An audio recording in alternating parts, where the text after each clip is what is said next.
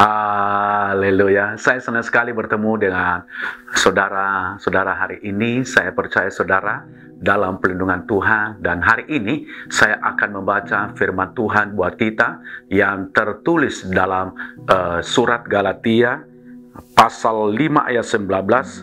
Perbuatan daging telah nyata, yaitu percabulan, kecemasan, hawa nafsu. Perbuatan daging ini berarti keinginan atau kemauan daging atau kehendak daging. Itu namanya perbuatan daging. Nah, saudara yang dikasihi oleh Tuhan, kita akan melihat perbuatan daging adalah yaitu percabulan, kecemaran, hawa nafsu. Nah, saya berbicara hari ini hawa nafsu. Hawa nafsu ini adalah hasrat seseorang untuk melakukan, yaitu keinginannya atau hasrat seseorang untuk jatuh, untuk mencemplungkan diri ke dalam kenajisan atau dalam percabulan. Itu namanya hawa nafsu. Nah, saudaraku dikasih oleh Tuhan, jangan sampai orang percaya hancur karena hawa nafsu. Jangan sampai orang yang mengenal Yesus, sudah lama melayani pekerjaan Tuhan, sudah terlibat penginjilan, sudah terlibat dalam segala untuk, yaitu kemajuan rohani, untuk melakukan hal-hal yang positif, tetapi hanya karena hawa nafsu, hanya karena keinginan daging, hanya karena sesuatu hal, saudaraku dikasih oleh Tuhan, apa yang akan terjadi? Hancur dalam sekejap mata. Nah, saudara dikasih Tuhan, makanya saya memberikan tema saya adalah bebas dari hawa nafsu.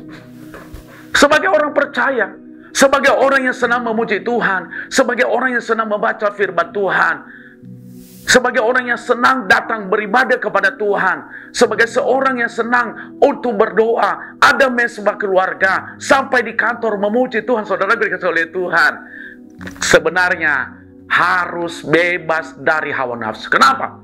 Kalau kita bebas dari hawa nafsu, berarti kita izinkan roh Allah berdiam di dalam diri kita. Kita izinkan roh Allah menaungi kehidupan kita. Kita izinkan roh Allah membimbing kehidupan kita. Kita izinkan roh Allah membimbing kehidupan kita. Kenapa? Karena kita sudah bebas dari hawa nafsu.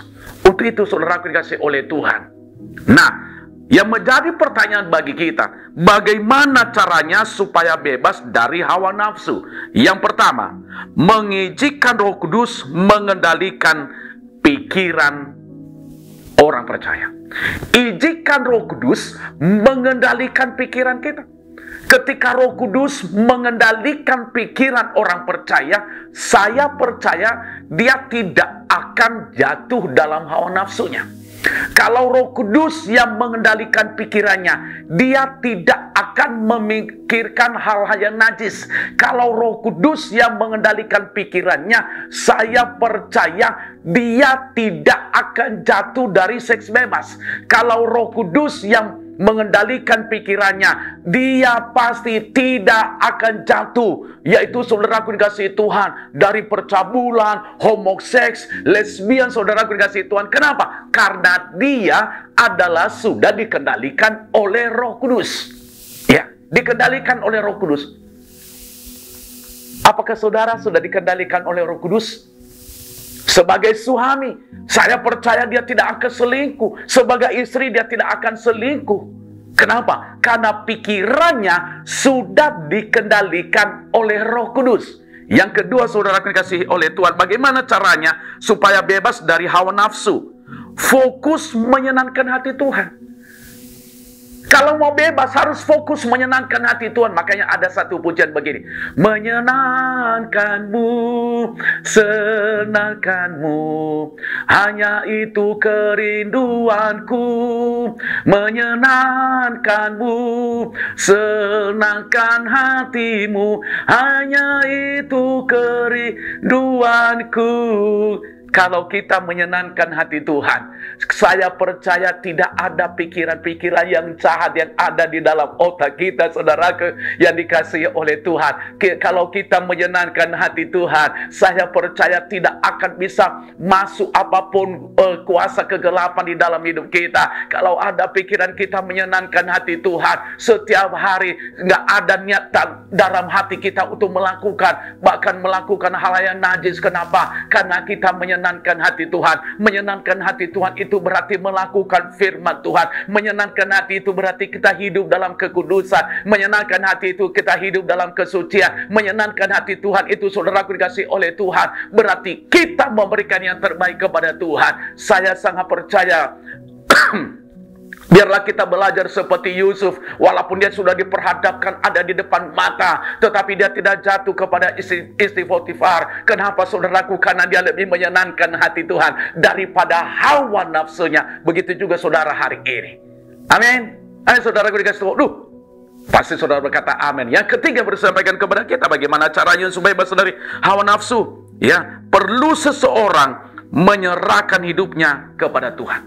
Seseorang harus berserah kepada Tuhan. Dia menyerahkan hidupnya sepenuhnya kepada Tuhan. Kalau dia menyerahkan hidupnya sepenuhnya kepada Tuhan, dia persembahkan hidupnya seluruhnya kepada Tuhan, saya percaya dia tidak akan jadikan tubuhnya menjadi hawa nafsu. Saudara dikasihi Tuhan, saya percaya kan sudah mempersembahkan hidupnya, berarti yang berkenan kepada Tuhan. Dia jaga kekudusan, dia jaga kesucian, dia jaga seluruh matanya, telinganya, pendengarannya, bahkan mulutnya. Dia jaga, saudara dikasihi Tuhan, sehingga dia bebas dari hawa nafsu. Kenapa? Karena dia sudah persembahkan untuk hormat dan kemuliaan nama Tuhan.